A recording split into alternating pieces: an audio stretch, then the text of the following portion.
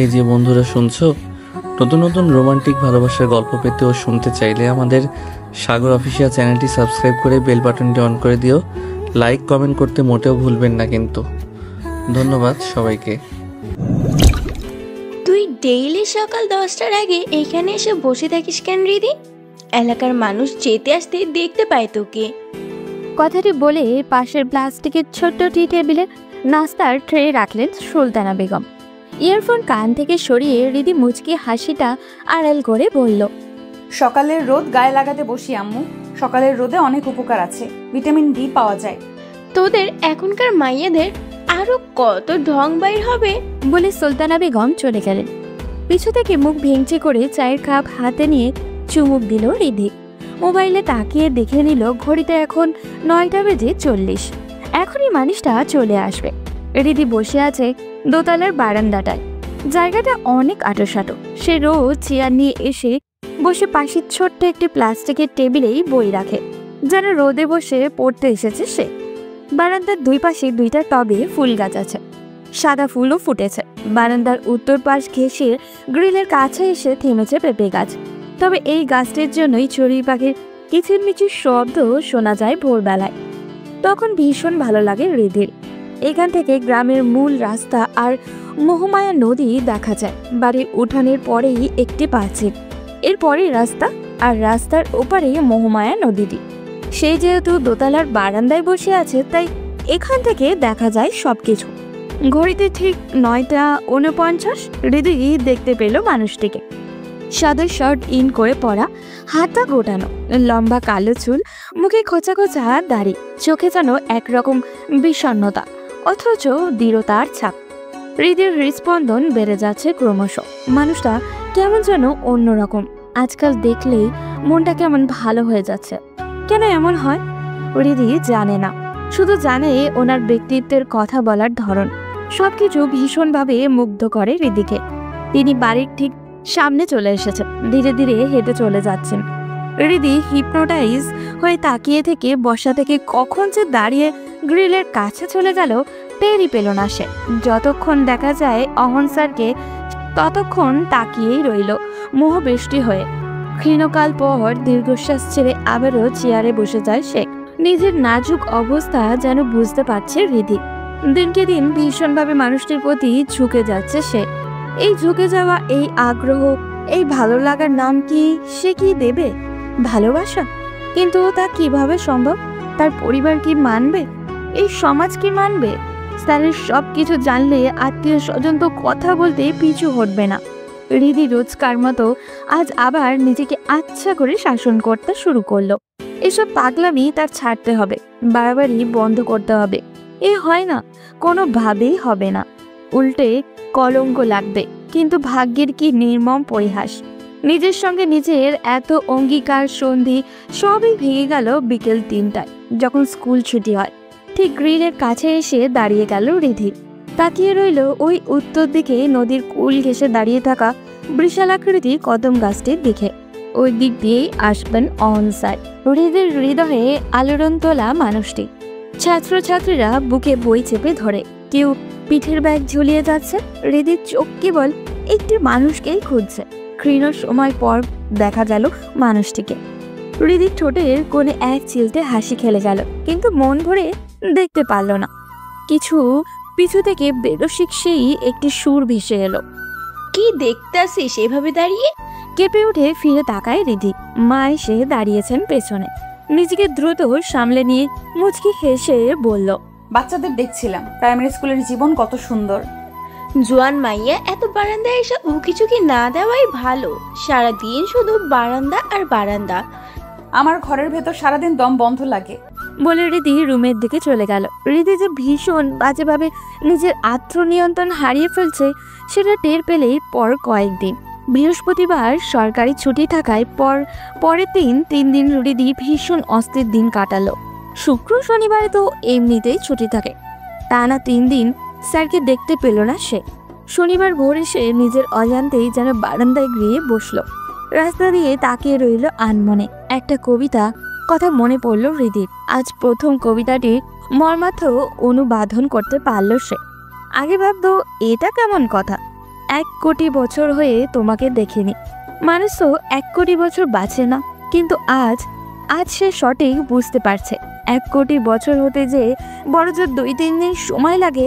রিদি মোবাইলটি বের করে মহাদেব সাহার কবিতাটি গুগলে সার্চ দিল, তারপর পড়তে লাগলো। 1 কোটি বছর হয় তোমাকে দেখি না, একবার তোমাকে দেখতে পাবো এই নিশ্চয়তাটুকু পেলে বিদ্যাসাগরের মতো আমিও সাঁতরে পার হব ভরা দামোদর, কয়েক হাজার বার পাড়ি দেব ইংলিশ চ্যানেল। তোমাকে একটিবার দেখতে পাবো এইটুকু ভরসা পেলে অনায়াসে ডিঙাবো এই কারার প্রাচীর, ছুটে যাব নগরাজ্যে পাতালপুরীতে, কিংবা বোমারু বিমান ওরা শঙ্কিত শহরে। যদি জানি একবার দেখা পাবো তাহলে উত্তপ্ত মরুভূমি অনায়াসে হেঁটে পাড়ি দেব, কাটা তার ডিঙাবো সহজে, লোকলজ্জা ঝেড়ে মুছে ফেলে যাব যে কোনো সভায় কিংবা পার্কে ও মেলায়। একবার দেখা পাবো শুধু এই আশ্বাস পেলে এক পৃথিবীর এইটুকু দূরত্ব আমি অবলীলাক্রমে পাড়ি দেব। তোমাকে দেখেছি কবে, সেই কবে, কোন বৃহস্পতিবার, আর 1 কোটি বছর হয় তোমাকে দেখি না। কবিতাটি পড়তে পড়তে হৃদির বুকটায় কেমন যেন চিনচিন এক ব্যথা শুরু হলো। শ্বাস প্রশ্বাস বেড়ে গেল, কান্না যেন দলা পাকিয়ে এলো গলার কাছটা। কবিতার প্রতিটি কথা কি তার মনের সুপ্ত কথা নয়? হৃদি ক্ষণে ক্ষণে অস্থির হয়ে উঠল, যেন এখনই পাখির মতো উড়ে চলে যেতে ইচ্ছা করছে মানুষটির বাড়ির চালে, বারান্দায়, জানলার পাশটায়, তারপর নয়ন ভরে দেখবে ওকে। কিন্তু পরের দিন আবারই নিজের ভার্সিটি যেতে হলো তাকে। জরুরি ক্লাস ছিল, তবে পুরো ক্লাসেই মনোযোগ নেই। বান্ধবীদের সকল কথা, রসিকতা কিছুই যেন মাথায় ঢুকছে না ওর। সবই যেন সমাবেশের কিংবা ব্যস্ত মাছের বাজারের কথাবার্তাগুলো, যেগুলো কানের পাশ দিয়ে চলে যাবে, আলাদা করে গুরুত্ব দিতে হবে না। হৃদির দুপুরের দিকে মনে হলো আজ ভার্সিটিতে না এলে কি এমন হতো।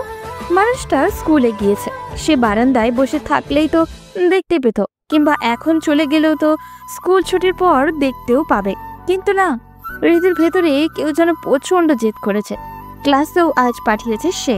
তার কথা হলো, একজন মানুষের জন্য তুই ক্লাস বাদ দিবি কেন? তোর মা বাপ কি এই জন্য জন্ম দিয়েছে যে পড়ালেখা বাদ দিয়ে অন্য ছেলেকে দেখতে হবে? এখন পুনরায় ভেতর থেকে বলছে, সে তোর কে হয়, জামাই লাগে? তুই কেন অর্ধেক ক্লাস করে বাসায় দৌড়াবি তাকে দেখার জন্য? হৃদি প্ররোচিত হয়ে ক্লাসে মনোযোগ দিল। ক্লাস শেষে বিকেলে ফিরল সে। ভার্সিটিটা দূরে বলেই আস্তে আস্তে প্রায় 4টে। সে রিক্সা নিয়েই ফিরছিল। অমল স্যারের বাড়ির ঠিক সামনে এসে কে যে হলো হৃদির, তা ভেতর চেয়ে সেই যুক্তিবাদী সত্তা বাজেভাবে হেরে গেল। কবিতার সেই লাইনের মতো অন্য সত্তা যেন বলে উঠল, একবার তোমাকে দেখতে পাবো এই নিশ্চয়তাটুকুই পেল। ভাড়া চুকিয়ে রিক্সা থেকে নেমে গেল হৃদি। মোবাইলের সেলফি ক্যামেরাটা খুবই সচেতনভাবে নিজেকে দেখে নিল সে। পিঠে বইয়ের ব্যাগ, পরনে ব্লু কালারের বোরখা আর মাথায় স্কার্ফ। সে অহন স্যারের বাড়ির রাস্তা দিয়ে ঢুকলো। বাড়িটি খুবই শান্ত এবং নীরব। রাস্তার দুই পাশে নানান প্রজাতির গাছ, উঠানের এক পাশে বাগান, বাহারি ফুল ফুটে আছে সেখানে। দেখলেই মনে হয় একজন রুচিশীল মানুষের বাড়ি এটা। বারান্দায় একটা চেয়ারে বসা ছিলেন সাজেদা বেগম। বয়স্ক অসুস্থ মানুষ তিনি, তার দিকে আগ্রহী চোখে তাকিয়ে আছেন। গ্রিলটা খুলে সালাম দিয়ে ভালো মন্দ জিজ্ঞাসা করল সে। সঙ্গে সঙ্গে পাশের রুম থেকে বের হয়ে এলেন অহন স্যার। কিছুক্ষণের জন্য সব কিছু ভুলে মানুষটির দিকে তাকিয়ে রইল রিধি। একটা ট্রাউজার আর পাতলা গেঞ্জি পরনে, লম্বা চুলগুলো খানিক এলোমেলো। সাজেদা বেগম তার পরিচয় জিজ্ঞাসা করার আগেই অহন স্যার বললেন, আরে রিদি যে, কি মনে করে এদিকে বসো। রিদি নাকি? আমি তো চিনতেই পারি নাই, বড় হইয়া গেছে মাইয়াটা। রিদি লাজুক হাসে বলল, আসলে জলের তেষ্টা পেয়েছিল, তাই ভাবলাম পানি খেয়ে যাই, আর আন্টিকেও দেখে গেলাম। ভালো করছো, বাথরুমে যাইতে হইলেও যাও। স্কুল কলেজে যাইতে আসতে প্রস্রাব পাইলে লজ্জা পাইবা না, এগুলো লজ্জা শরমের কিছু না। রিদি সত্যি বাথরুমে গেল, যেন ওরা ভাবে শুধু পানি খেতে না, এটার জন্য এসেছে, কোনো সন্দেহ যেন না আসে। সে বাথরুমে গিয়ে আয়নায় খানিকক্ষণ নিজেকে দেখে বের হয়ে চলে এলো। বসলো এসে সাজেদা বেগমের সামনে চেয়ারে। অহন জগ আর গ্লাস নিয়ে এলো। হৃদি লাজুক হেসে বলল, স্যারকে কষ্ট দিচ্ছি এসে। এগুলো ব্যাপার না, বলে সে জল ঢেলে গ্লাস বাড়িয়ে দিয়ে বলল না। অহন গ্লাস হাতে ঝুঁকে দাঁড়িয়ে আছে। হৃদি ওর চুলের দিকে তাকালো। কালো কুচকুচে লম্বা চুলগুলো একেবারে তার নাকের কাছে চলে এসেছে। কেমন এক মিষ্টি ঘ্রাণ এলো তার নাকে। গ্লাসটি আনার জন্য হাত বাড়াতে গিয়ে বাঁধল বিপত্তি। কেউ যেন তার হাতটা ধরে আটকে আছে। মনে হচ্ছে গ্লাসটা আনার সময় যদি ওনার হাতের সঙ্গে স্পর্শ লেগে যায়। জলের তেষ্টা এবার সত্যিই পেল। গলা শুকিয়ে যেন কাঠ হয়ে গেল হৃদির। হাত বাড়িয়ে গ্লাসটাই ধরল সে। কি হলো রিদি, তুমি কাঁপাকাঁপি শুরু করলে কেন? হৃদির লজ্জায় এবার কান গরম হয়ে গেল। সে কোনো উত্তর না দিয়ে গ্লাস এনে এক চুমুকে সবটুকু জল খেয়ে ফিরিয়ে দিল গ্লাসটা। তুমি বসো, আমি চা বসিয়েছি। না স্যার, তা লাগবে না, আমি তাহলে যাচ্ছি। এই বসো মাইয়া, এত তাড়াহুড়োর কি হয়েছে? বসো, চা খাইয়ে যাও। মানে স্যার আমার জন্য চা জল দিয়ে আনবে? তোকে দিব? মেহমান আসলে চা জল দিবটাকে? সে যদি বিয়া শাদী না করে তাইলে সব তো তারই করণ লাগবো। অহন জগ আর গ্লাস নিয়ে তাড়াতাড়ি মায়ের সামনে থেকে বিদায় হয়ে গেল। সাজেদা বেগম মিটমিট করে হেসে বললেন, টাইট হইয়া বইসা আছে, সে বিয়া করবেই না। বাড়ির সব কাজ করে, এই যে উঠান সহ ঝাড়ু দেয়, সকালে রান্না বান্না করে খেয়ে স্কুলে যায়, আইসাও সেম। তারপরেও বিয়ার নাম নিব না। হৃদির কি বলা উচিত সে ঠিক বুঝতে পারছে না। স্যার একা একা সব কাজ করেন? হ, সব কাজ, ঘর থেকে বাইরই হয় না। নামাজও ঘরে পইরা নেয়, মাঝে মধ্যে শুধু মাগরিবের নামাজ পড়তে বাইরে যায়। হৃদির হৃদয়ে যেন মমতার ঢেউ খেলে গেল। মনটা বলে উঠল, আহারে, মানুষটা মহিলাদের মতো কাজের জন্য বাড়িতেই সারাক্ষণ থাকতে হয়। সাজেদা বেগম ছেলেকে উদ্দেশ্য করে বললেন, অহন আমারে পানি দিয়া যা। অহন শুনতে পেল না। হৃদি আমতা আমতা করে বলল, পান সুপারি কোথায় বলুন আন্টি, আমি এনে দিচ্ছি। না না, তুমি বসো, ও আইনা দেবে। আচ্ছা, আমি ওনাকে বলছি গিয়ে। চুলোর আগুনের শব্দ শুনে রান্নাঘরে এলো। অহন চুলোর সামনে। পুরুষ মানুষকে রান্নাঘরে দেখতে কি যে বিশ্রী লাগে হৃদির। সে ক্ষীণ সময় দরজার সামনে দাঁড়িয়ে রইল। পিছে থেকে ওনাকে দেখতে ভীষণ ভালো লাগছে তার। তার থেকে কি খুব বেশি লম্বা উনি? না, এটা এর আগে না তো কখনো খেয়াল করেনি হৃদি। সেও তো একেবারেও খাটো নয়। আরে তুমি এখানে কেন, কোনো দরকার? হৃদি শুকনো ঢোক গিলে বলল, আন্টি পানের জন্য ডাকছেন আপনাকে। ও, সুপারি তো কাটা নেই, গিয়ে বলো আসছি। কাটা সুপারি আনলেই পারেন, আপনার জন্য সুবিধা হয়। হ্যাঁ, তা আনি, তবে গতদিন বাজারে গিয়ে কাটা সুপারি পাইনি। ও আচ্ছা, সুপারি কোথায় আছে বলুন, আমি বানিয়ে দিচ্ছি আন্টিকে। আরে না, তুমি গিয়ে গল্প করো আম্মুর সাথে। তাছাড়া চা বসিয়েছি, সে ভুলে গেছে। চা খাওয়ার পরই না পান খাবে। ও হ্যাঁ, তাই তো। বলে হৃদি বারান্দায় গিয়ে আবারও ফিরিয়ে এসে বলল, তাও বলুন কোথায়, আমি বানিয়ে রাখলাম। অহন মুচকি হেসে বলল, সামনের রুমেই টেবিলে আছে।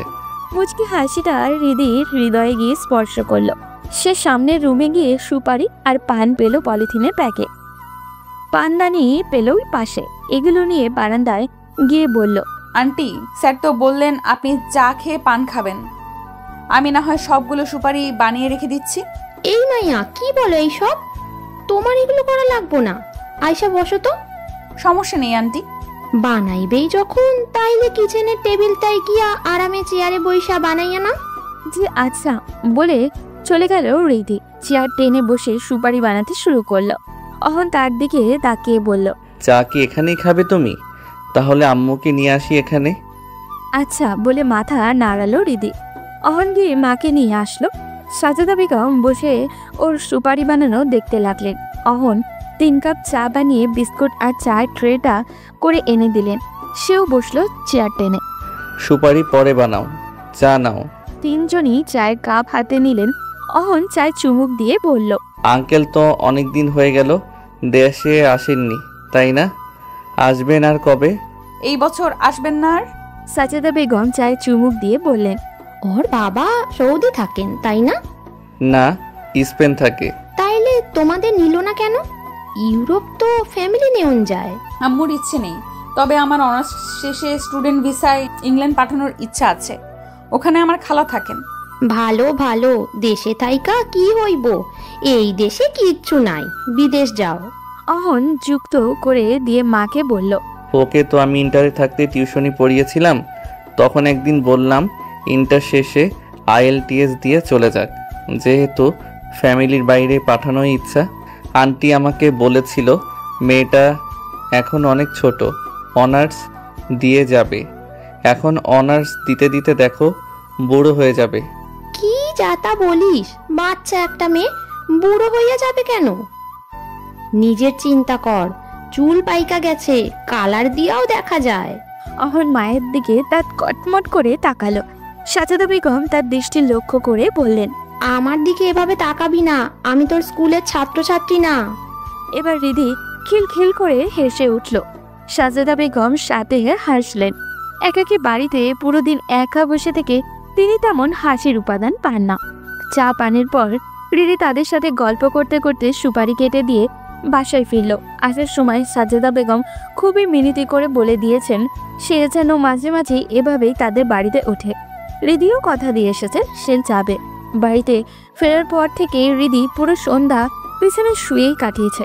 সুলতানা বেগম একবার এসে কপালে হাত দিয়েও দেখেছেন অসুখ এলো কিনা। বিকেলে দেরি হওয়ার কারণ এসে মাকে বলেছে বান্ধবীর একজনের বাড়িতে চলে গিয়েছিল, স্যারের বাসায় গিয়েছে বললে তেমন কিছু একটা হতো না। তবু রিধি অতি সাবধানে মায়ের কোনো সন্দেহ আসুক সে চায় না। বান্ধবীর বাসায় গিয়ে খারাপ কোনো বাতাস লাগিয়ে এসেছে কিনা সেটা এখন সুলতানা বেগম বোঝার চেষ্টা করছেন। রাত 9টার দিকে তাকে ঠেলে তুলে সুলতানা বেগম খাবার টেবিলে নিলেন। রিধি চুপচাপ খেয়ে এসে শুয়ে পড়ল। ঘুম আসার পূর্ব অবধি পুরো সময়টা শুধু অহনের কথাই ভাবছে। বড় ভালো লাগছে রিধির। বিকেলের প্রতিটি মুহূর্তের প্রতিচ্ছবি তার চোখে ভাসছে। হাত থেকে গ্লাস নেওয়ার মুহূর্তে কাঁপাকাঁপি করেছে কেন কথাটি স্মরণ করতেই মুখ লজ্জায় লাল হয়ে গেছে। কান দিয়ে যেন গরম ভাব বের হচ্ছে ওর। এইসব মধুর ভাবনার ভেতর দিয়ে সে ঘুমিয়ে এক মধুর স্বপ্ন দেখে ফেলল। দেখে বিকেলের মতো সে অহনদের বাসায় আছে। সাজেদা বেগম চা খেতে বলেছেন, সে চা বসিয়েছে গিয়ে। তখনই হঠাৎ অহন এসে তাকে পিছু থেকে জড়িয়ে ধরে চুলের নাক ডুবিয়ে বলল, রিদি তোমার চুল এত এনার্জেটিক কেন বলো তো? এত লম্বা ঘন কালো। রিধি মুচকি হেসে বলল, ছাড়ুন তো, চুল আবার এনার্জেটিক কি করে হয়? অহন তাকে টেনে নিজের দিকে ঘুরিয়ে কোমর জড়িয়ে ধরে গালে একটা চুমু খেয়ে বলল, এত জানতে হবে না তোমার। ঠিক আছে ছাড়ুন, রান্নাঘর রান্নাবান্নার জায়গা, এসব ঢঙের না। বলে সে মুচড়ি করছে। অহন ফিচল হাসি দিয়ে হাতের বাঁধন আরো শক্ত করলো। রিধি মুচড়ি আরো বাড়িয়ে দিল। এভাবে হঠাৎ ঘুম ভেঙে দ্রুত উঠে বসলো রিধি। গলার কপাল ঘেমে গেছে, শ্বাস প্রশ্বাসও ঘন। পানির পিপাসা পেল রিধি। উঠে গিয়ে পানি পান করে এলো সে। এরপর পুরো রাত এদিক ওদিক পাশ ফিরে কেটে গেল। ঘুম এলো না তার। পরদিন ঘুম ভাঙলো বেলা 11টায়। উঠে মোবাইলে টাইম দেখে সে অবাক হয়ে গেল। কিচেনে গিয়ে মাকে বলল, এত বেলা হয়েছে, আমাকে ডাক দাওনি কেন আম্মা? গতকাল থেকে কি জানি হয়েছে তোর, তাই ভাবলাম ঘুমা, উঠেই বা কি করবি। সে ভেতরে ভেতরে ক্ষুব্ধ হয়ে ব্রাশে পেস্ট নিয়ে বারান্দায় এলো। মেজাজটাই খারাপ হয়ে গেছে রিধির। ওনাকে আজ ভোরে আর তার দেখা হলো না। এখন সে বিকেল 3টা অবধি অপেক্ষা করতে হবে। আজ উনি কি পরে এসেছেন? রিধির ধারণা আজ সাদা শার্ট ইন করে পরে এসেছেন। অহন স্যারের সবকিছু তার মুখস্থ কিনা। উনি একদিন টি শার্ট পরে আসেন, ও তো আরেকদিন শার্ট, মাঝে মাঝে পাঞ্জাবিও পরেন। রিধি বাথরুমে চলে গেল। ফ্রেশ হয়ে বের হয়ে নাস্তাও করলো। এরপর পুরো দিনটা কাটালো একরকম অসহ্য যন্ত্রণায়। কখন 3টা হবে, অহন স্যারকে দেখা মিলবে, এভাবে আরও মাসখানেক চলে গেল রিধির। দিনকে দিন তার মস্তিষ্ক যেন অহন স্যারের দখল নিয়ে নিচ্ছেন। এক পর্যায়ে সে নিজের সঙ্গে আপোষই করতে হলো। বুঝতে পারল নিজের কাছে আর মনের নিয়ন্ত্রণ নেই। সে ভীষণ বাজেভাবে এই মানুষটির প্রেমে পড়ে গেছে। তার ব্যক্তিত্বের গম্ভীর ভয়েসের সৌন্দর্যের ঠিক হলো একদিন গিয়ে অহন স্যারের সামনে দাঁড়াবে সে। নিজের ভালো লাগার কথা দুম করেই বলে দেবে। পরে যা হবে দেখা যাবে। সকাল 9:40-এ আকস্মিক বৃষ্টি নেমেছে। রিধি তখন বারান্দার চেয়ারে বসে অহন স্যারেরই অপেক্ষায়। হঠাৎ বহুদূরে মানুষটিকে দেখতে পেল। বৃষ্টিতে ভিজে দ্রুত আসছেন তিনি। প্রথমে হাসিও পেল ওর, কিন্তু পরক্ষণে দ্রুত মায়ের রুমে গিয়ে বলল, বারান্দা থেকে দেখেছি অহন স্যার বৃষ্টিতে ভিজে দৌড়ে আসছেন। ছাতাটা দিয়ে আসি নাকি আম্মু? উনি পরে তো দিয়ে যেতে পারবে। ও আচ্ছা, তাইলে যা, তাড়াতাড়ি ছাতা দিয়ে আয়। রিদি ছাতা নিয়ে তাড়াতাড়ি ওড়না ঠিক করে মাথায় দিয়ে বাইরে বের হলো। অহন স্যার তখন একেবারে তাদের বাড়ির গেটের সামনে চলে এসেছে। সে মুচকে হেসে বলল, কি অবস্থা স্যার, ছাতা নিয়ে বের হতেন? বুঝিনি, হঠাৎ বৃষ্টি চলে এলো। তুমি কোথাও যাচ্ছ নাকি? না, আপনি ছাতার নিচে আসুন, আমাকে বাসায় দিয়ে ছাতা নিয়ে চলে যান। এত দূর এভাবে যেতে পারবেন না। হ্যাঁ, তা ভালো বলেছ। আমার আবার বৃষ্টির পানি মাথায় লাগলেই জ্বর আসে। বলে তিনি গেটের কাছে এসে ছাতা হাতে নিয়ে রিদির দিকে তাকিয়ে যেন কিছু একটা ভাবছেন। রিদি ওনার অস্বস্তি টের পেয়ে বলল, ঠিক আছে, আপনি ছাতা নিয়ে চলে যান, আমার মাথায় ওড়না আছে, চলে যাচ্ছি। না, তা হয় না, তোমাকে বাড়িতে দিয়েই যাই। বলে ছাতা তুলে ধরলেন। রিদির ছাতার নিচে আরো ঘনিষ্ঠ হয়ে এলো ওরা দুজন হাঁটতেও লাগলো। রিদি মাথা নুইয়ে হাঁটছে। স্যারের পায়ে চটি জুতো, উনি সব সময়ই এইরকমই জুতো পরেন। খুবই ধীর গতিতে হাঁটছেন তিনি। হয়তো জুতো থেকে কাদা পানি পিঠের দিকে উঠে যাবে, তাই রিদি মনে মনে ভাবছে এখন কি তার সেই কথাটা বলার কি উপযুক্ত সময়। ভাবতেই ভয়ে কেমন যেন বুক কাঁপতে শুরু করলো ওর। খানিক এগিয়ে গিয়ে দেখা গেল সুলতানা বেগম দাঁড়িয়ে আছেন। অহন স্যার গেটের কাছে গিয়ে বললেন, যাও তুমি, আমি ছাতা আসার সময় দিয়ে যাব। তারপর সুলতানা বেগমের দিকে তাকিয়ে সালাম দিতেই তিনি জবাব দিয়ে বললেন, ভেতরে এসে বইসা যাও অহন, এসে চা খেয়ে যাও।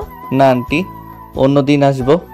আরে আসো, মাথা টাথা মুইছা যাও, স্কুলের টাইম তো আসেই। রিদিও মায়ের সঙ্গে জোর দিয়ে বলল।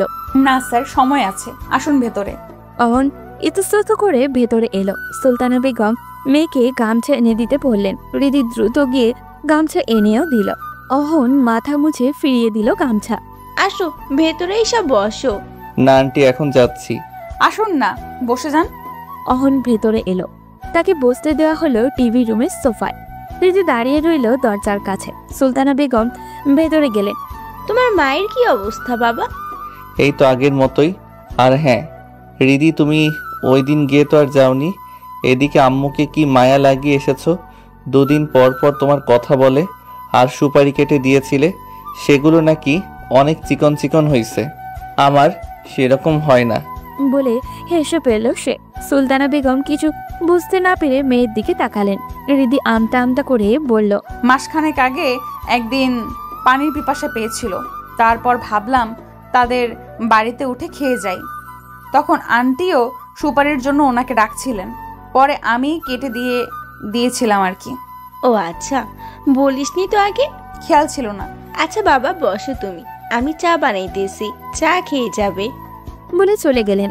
অহন রিদির দিকে তাকিয়ে বলল, বসো তুমি, দাঁড়িয়ে আছো কেন? রিদি গিয়ে সামনের সোফায় বসলো। একবার সে অহনের দিকে তাকিয়ে চোখ সরিয়ে নিল। ওর মুখ আজ ক্লিন শেভ রিদি একদম পছন্দ করে না, অথচ এই মানুষটিকে ক্লিন শেভের দারুণ লাগছে। তবে এটা ঠিক, দাড়ি রাখা ফ্যাশন হলেও দাড়িতে সুন্দর লাগেও। প্রায় মানুষকে সে দাড়ি থেকে ক্লিন শেভে বেশি সুন্দর লাগতে দেখেছে। সে আজ ভালোভাবে আবিষ্কার করলো সেই মানুষটার দলে অহন স্যারও আছেন। তা কি অবস্থা তোমার? আর কবে যাবে আমাদের বাড়িতে? আচ্ছা, পরে ভার্সিটিতে যেদিন যাব উঠে আসব। ঠিক আছে, কিন্তু তুমি আমাকে এত লজ্জা পাও কেন আজকাল? আমি বাঘ না ভাল্লুক? রিদির লজ্জা যেন আরো কয়েক গুণ বেড়ে গেল। সে মুচকে হেসে মাথা নুইয়ে ফেলল। মা তো তোমার প্রশংসায় পঞ্চমুখ। এই অল্প সময়ে কি এত প্রশংসা দেখলেন আন্টি? কত কিছু শুনবে সেই তালিকা। রিদি সামনে চুলগুলো কানে গুজে ওড়না টেনে বলল, বলুন। তুমি অনেক লাজুক মেয়েরা ভালো। আজকালকার মেয়েদের লজ্জা শরম নাই। তোমার গালের মাঝখানে তিল, এ ধরনের মেয়েরা অনেক লক্ষ্মী হয়। এরা জামাই সোহাগী। আটকে গেল অহন, যেন সে এই শেষের কথা বলতে চায়নি। রিদি লজ্জায় মাথা নুইয়ে আছে। সে এক হাতে কপাল ঘষছে, আর এক হাতে কামিজের কোণের অংশ টেনে অস্বস্তি আড়াল করতে যাচ্ছে। এভাবে অনেকক্ষণ চলে গেল তাদের। রিদি মোটেও ওর হৃদয়ের কথা বলতে পারল না, বলার কথা সামনে বসে কল্পনা করতে পারল না। ভাবতেই তার কপাল গলা ঘেমে যাচ্ছে। প্রকৃতি তাকে যে সুযোগ দিয়েছিল সেটার ইতি টানলেন এসে সুলতানা বেগম। চা নিয়ে এসে টি টেবিলে রেখে অহনকে দিলেন, নিজে নিয়ে রিদিকেও দিলেন। তিনজনই চায়ে চুমুক দিল। তারপর ক্ষীণ সময় নীরবতা। নীরবতা ভেঙে সুলতানা বেগম বললেন, স্টুডেন্ট ভিসায় বাইরে যাইতে হইলে আইএলসে এখন কত পাইতে হয় বাবা?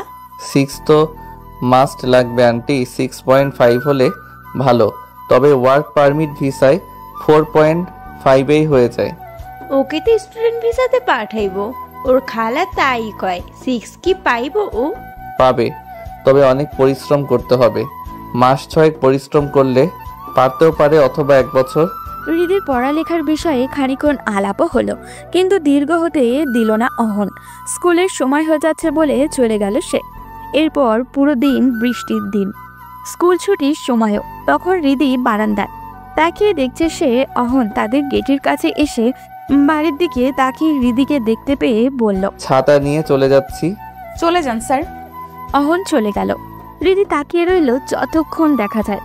পরে 2 দিন শুক্র ও শনিবার ছুটির দিন। হৃদির 2 দিন ভেবে আরো দৃঢ়ভাবে সিদ্ধান্ত নিল যে যেভাবেই হোক স্যারকে সে মনের কথাটি বলবেই। প্রায় 3-4 বছর থেকে সে একা একা পড়ছে। এভাবে আর কতদিন সে যে দ্বিধায় পড়ছে, যে সমাজ আর পরিবারকে ভয় পেয়ে আসছে। সেই ভয় তো তাকে নিয়ন্ত্রণ করতে পারেনি। রোজই তো একটু একটু করে আরো বেশি ভালোবেসে ফেলেছে মানুষটিকে। এবার মনের কথাটি তাকে বলে দিতেই হবে। তারপর স্যার রাজি হতে পারে স্যারই সুন্দর কোনো সমাধান বের করতে পারবেন, কিন্তু কিভাবে বলবে ও? সামনে গেলে তো সব কথাই বলতে পারে না। ফোনে বলা যায়, হোয়াটসঅ্যাপে মেসেজ দেওয়া যায়, কিন্তু এভাবে স্যারের প্রতিক্রিয়া কি হবে বোঝা মুশকিল। হতে পারে রেগে গিয়ে মেসেজ এনে মাকে দেখিয়ে দিল। কথাগুলো তাকে সামনাসামনি বলতে হবে, এটাই ভালো হবে। সে ঠিক করলো রবিবারে ক্লাস শেষে তাদের বাড়িতে যাবে এবং সেখানে স্যারকে কথাগুলো বলবে। পরক্ষণেই আবার মনে হলো সে হয়তো তখন গুছিয়ে বলতে পারবে না, সময় পাবে না। সেক্ষেত্রে কিছু কথা বলে যদি দেখে ওনার প্রতিক্রিয়া ইতিবাচক, তাহলে চিরকুটে বিস্তারিত আছে বলেও দিয়ে আসতে পারবে। তাহলে কি একটা চিঠি লেখা ফেলা দরকার? সেখানে মনের সমস্ত কথা লেখা থাকবে। হৃদির কাছে এই বুদ্ধিটাই ভালো মনে হলো। রাত জেগে একটা চিঠি লিখে নিল হৃদি। অনেকগুলো কাগজ ছিঁড়ে ফেলার পরই এই চিঠিটা গ্রহণযোগ্য হয়েছে হৃদির কাছে। রবিবারে সে বার্থডেটিতে সুন্দর একটা লং ড্রেস পরে গেল, খানিকটা সাজুগুজু করলো নানান প্রসাধনী দিয়ে। ফেরার পথে 3:30টার দিকে অহনের বাড়িতে উঠল ও। অহন তখন স্কুল থেকে ফিরে তার রুমে আরাম করছে। সাজেদা বেগমও নিজের রুমে। সে ওনার রুমে গিয়ে সালাম দিতেই বিছানা থেকে উঠে বসলেন তিনি। আরে হৃদি আসছো দেখতেছি, আসো বসো। হৃদি বিছানায় গিয়ে বসলো। তখন সাজেদা বেগম জিজ্ঞাসা করলেন, তোমার মা কেমন আছেন? ভালোই আন্টি। সেদিন নাকি অহন তোমাদের বাসায় উঠছিল, ছাতা নিয়েও আসছে। ছাতা না নিয়ে যাওয়ার শিক্ষা হাড়ে হাড়ে টের পাইছে হারামজাদা। তা তুমি আসছো, অনেক খুশি হয়েছি। না স্যার, বললেন আসতে আরেকদিন, ভাবলাম ছাতাও নিয়ে গেলাম, আপনাকেও দেখা হয়ে যাবে। ভালো করছো, যাও তো দেখো কি করতেছে, চাটা বসাক। হৃদি খুশি হলো, এটাই তো চাচ্ছিল। সে স্যারের রুমের দরজায় এসে নক দিল। কে? আসো। হৃদি দরজা খুলে দেখে অহন ইয়ারফোন কানে গুজে কিছু দেখছে। ও, তুমি আসছো? আমি ভাবলাম পাশের বাড়ির কেউ। বলে সে উঠে বসলো। হ্যাঁ, ভাবলাম আন্টিকে দেখে যাব। ছাতা কিন্তু আমি দিয়ে এসেছি। ও, আমি ক্লাস থেকে এলাম এখন, আর ছাতার জন্য আসিনি। ভালো করেছো, বসো আম্মুর কাছে, চা বসাই। হৃদি শুকনো ঠোক গিল। এখনই তার কথাটি বলতে হবে, ভয় পেলেই চলবে না। বুক কাঁপছে হৃদি, তবুও সে ইতস্তত করে বলল, আরও একটা কাজে এসেছি, আপনাকে আমার কিছু কথা বলার আছে।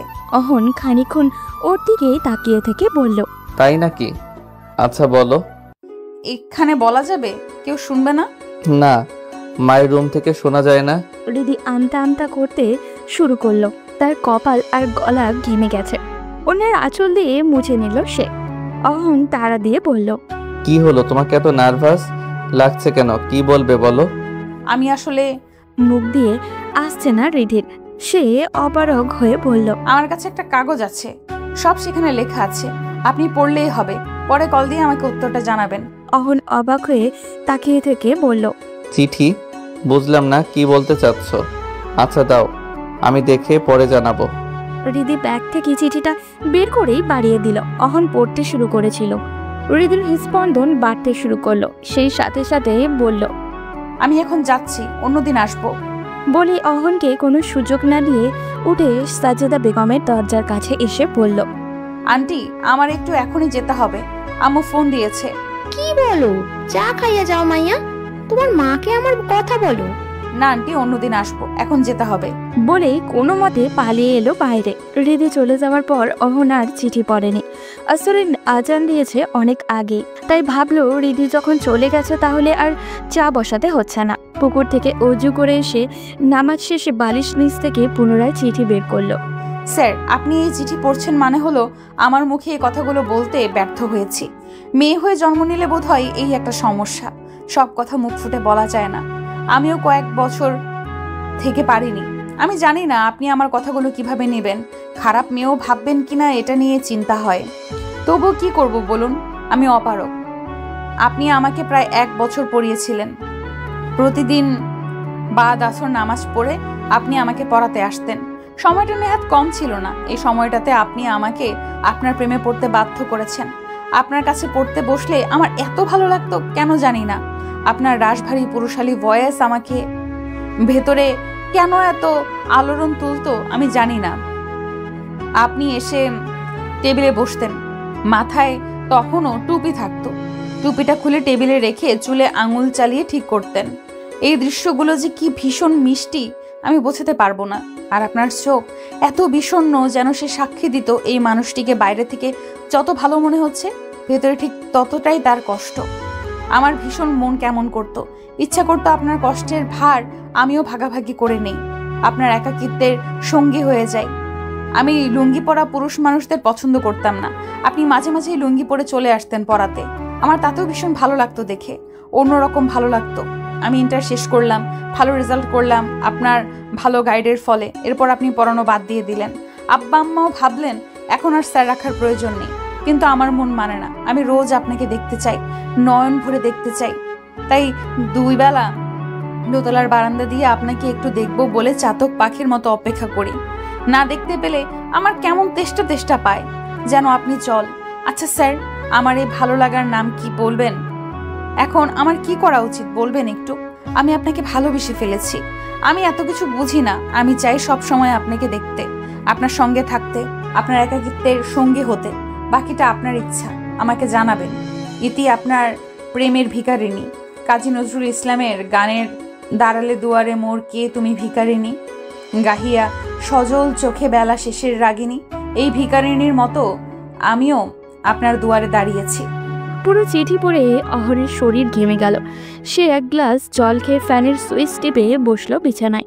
ওদিকে লজ্জা আর ভয় অস্থিরতায় তার মাথায় যেন কাজই করছে না। দ্রুত হেঁটে হেঁটে বাসায় ফিরল হৃদি। পুরো সন্ধ্যায় হৃদির প্রচণ্ড ভয় হচ্ছিল। একেবারে একা একটা চিন্তা মাথায় এসেছে। একবার মনে হচ্ছে আশ্চর্য, সে মেয়ে মানুষ এটা কি করে করলো? সে স্যার কি চিঠি দিয়েছে? কোনো বিপদে পড়তে যাচ্ছে না তো? ও কোনো বদনাম হয়ে যাবে না তো? এগুলো ভেবে হৃদির গালা বরাবর শুকিয়ে যাচ্ছে। এবার মনে হচ্ছে উনি এখনো কিছু জানাচ্ছেন না কেন? চিঠি পড়া তো কবেই শেষ। এইরকম নানান নেতিবাচক চিন্তায় তার সন্ধ্যা কেটে গেল। রাতের খাবার পর বিছানায় এসে মোবাইল হাতে নিয়ে গায়ের লোম দাঁড়িয়ে গেল ওর। মোবাইলের নোটিফিকেশনে দেখা যাচ্ছে অমন স্যারের মেসেজ। কাপা কাপা হাতে মেসেজ সেন্ড করলো সে। হৃদি, আমার কথাগুলো মনোযোগ দিয়ে শোনো। তোমার চিঠি ইতোমধ্যে আমি ছিঁড়ে পুকুরে ফেলে দিয়েছি, যাতে ঘুণাক্ষরে কেউ এগুলোর ব্যাপারে কিছু জানতে না পারে। তুমি যা করছো ভাবছো সবই ভুল হচ্ছে, চরম লেভেলের ভুল। তোমার মা বাবা আমাকে বিশ্বাস করে তোমাকে পড়ানোর দায়িত্ব দিয়েছিলেন। এখন এসব তারা শুনলে খুবই কষ্ট পাবেন। তাছাড়া তোমার জন্য উজ্জ্বল ভবিষ্যৎ অপেক্ষা করছে। তুমি সদ্য ফোটা এক নবীন পুষ্প, আমার মতো না। তুমি কেন আমার সাথে নিজের জীবন জড়াবে? তুমি এরকম ভুল সিদ্ধান্ত নিয়ে সুন্দর জীবন নষ্ট করতে পারো না। আন্টির অনেক স্বপ্ন তোমাকে নিয়ে, আর কখনো এগুলো আমাকে বলবে না। আমি তোমার থেকে এসব আর শুনতে চাই না। পড়ালেখায় মনোযোগ দাও, ভালো থেকো। মেসেজ পড়ে হৃদির মিশ্র অনুভূতি হলো। স্যার তাকে প্রত্যাখ্যান করেছে, এইটা একটা কষ্ট। ইতিবাচক বিষয় হলো স্যার প্রত্যাখ্যান করলেও তা গোপন থাকবে। নিজেকে নিরাপদ দেখে হৃদি বেশ সাহস পেল। সে পুনরায় মেসেজ দিল। আপনাকে পেলে আমার উজ্জ্বল ভবিষ্যৎ অন্ধকার হয়ে যাবে কেন মনে হচ্ছে? আমি তো আপনাকে চিনি, আপনার অতীত জানি, আপনার পরিবারকে জানি, সবকিছু জেনে বুঝেই তো চেয়েছি। আপনার আমাকে পছন্দ না হলে ভিন্ন ব্যাপার, কিন্তু দয়া করে আমার ভবিষ্যতের কথা বলে ফিরিয়ে দিবেন না। আমি মনে করি আপনার সঙ্গে আমার ভবিষ্যৎ সুন্দর হবে। উপাস থেকে ক্ষীণ সময় পর মেসেজ এলো। এটা কি বলছো রিদি? তোমাকে পছন্দ হবে না কেন? তুমি যথেষ্ট সুন্দরী, নম্র ভদ্র একটি মেয়ে। তোমাকে অপছন্দ হবার কোনো কারণ নেই। কেন ফিরিয়ে দিচ্ছি সেটা নিজেই ভেবে দেখো। তুমি বাস্তবতা বুঝতে চেষ্টা করো। স্যারের মুখে নিজের সৌন্দর্যের প্রশংসা শুনে হৃদির মনটা ভালো হয়ে গেল। সে লাজুক হেসে মেসেজ দিল। আপনি বলুন বাস্তবতাটা কি? প্রথমত, তোমার পরিবার মানবে না। তাছাড়া আমার ব্যক্তিগত কারণও আছে। আমি আসলে প্রেম বা বিয়ে করতে আর আগ্রহী নই।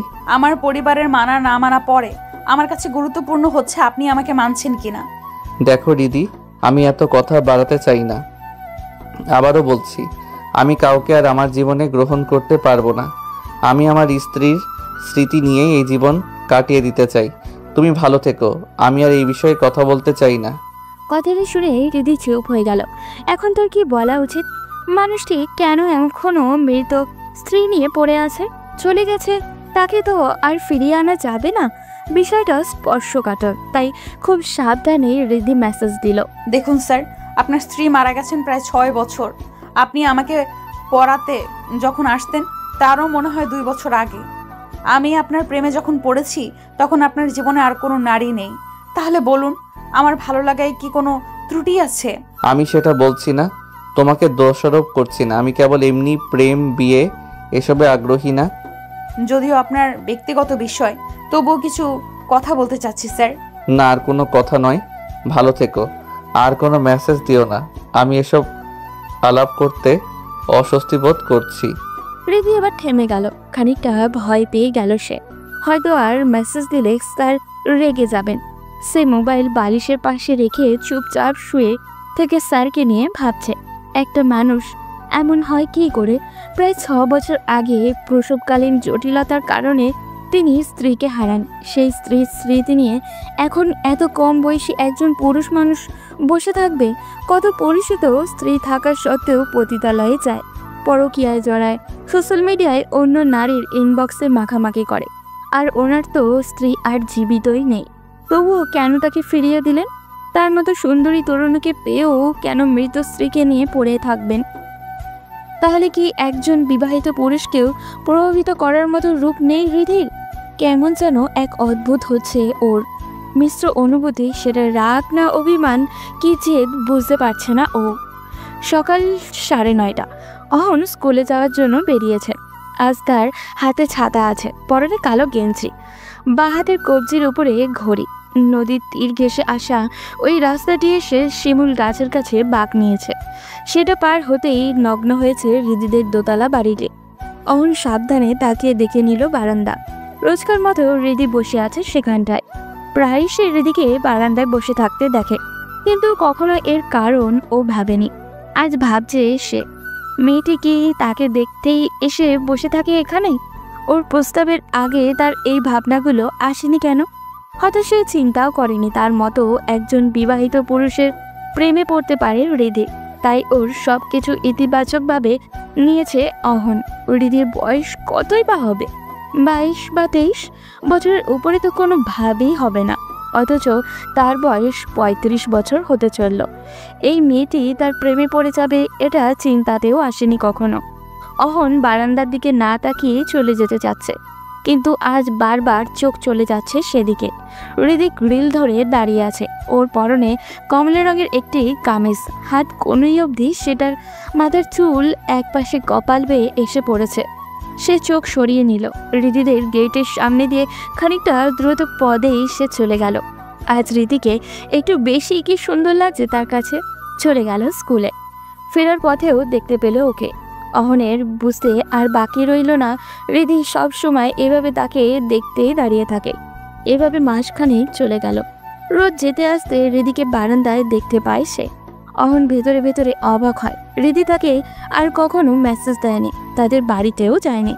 অথচ শুধু দূর থেকে তাকিয়ে কেবল দেখে তাকে। আরও এক সপ্তাহ খানেক পর এক শুক্রবার রাতে হঠাৎ তাকে অবাক করে দিয়ে হৃদির মেসেজ এলো। কেমন আছেন স্যার?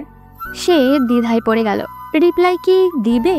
সে তো শেষ দিন বলেছিল আর তাকে মেসেজ না দিতে। এখন সে রিপ্লাই দিতে যাবে কেন? মোবাইলটা বালিশের পাশে রেখে চোখ বুজে রইল। নানান ভাবনা মাথায় ঘুরতে শুরু করলো। তার কি রিপ্লাই দেওয়া উচিত? মেয়েটি তো এরপর আর এতদিন মেসেজ দেয়নি। ভদ্রতা থেকেও তো কথা বলা যায় নাকি?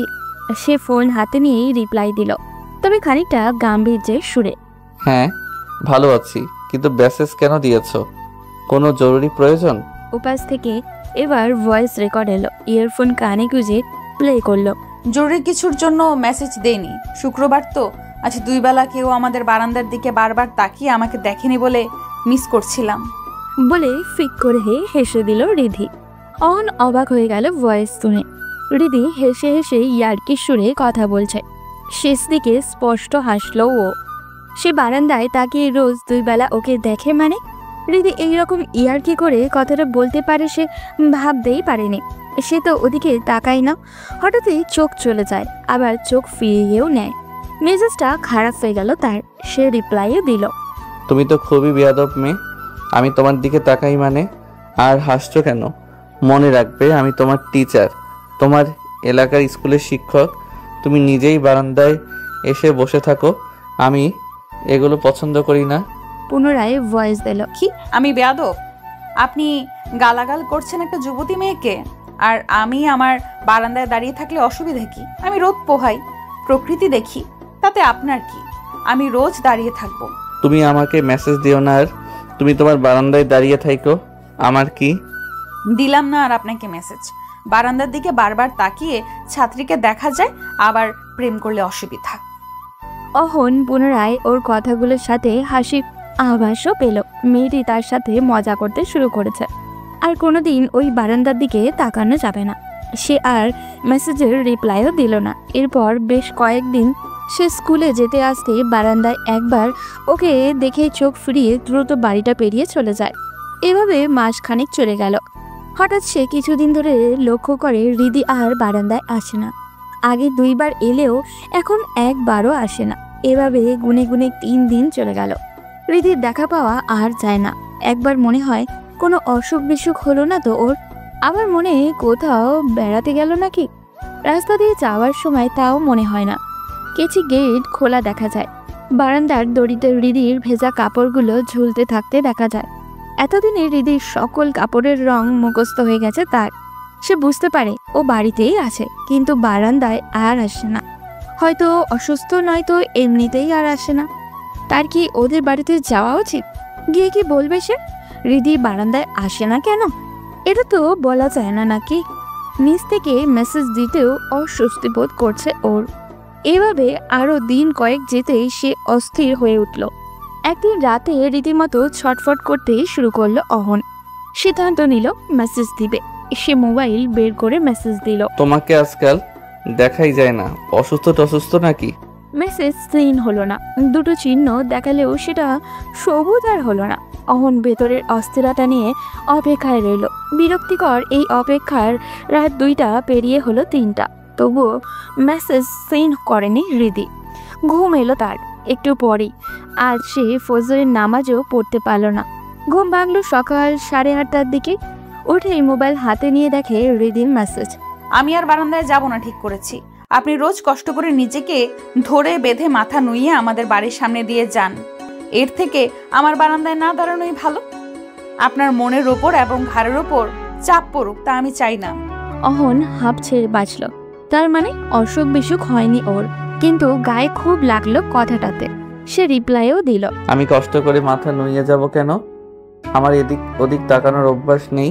মেসেজটি দিয়ে সে ব্রাশে পেস্ট নিয়ে বাথরুমে চলে গেল। ফ্রেশ হয়ে এসে বের হয়ে হৃদির মেসেজ পেল। না তাকালে জানলেন কিভাবে আমি বারান্দায় যাই না? কেন, আমি কি কানা?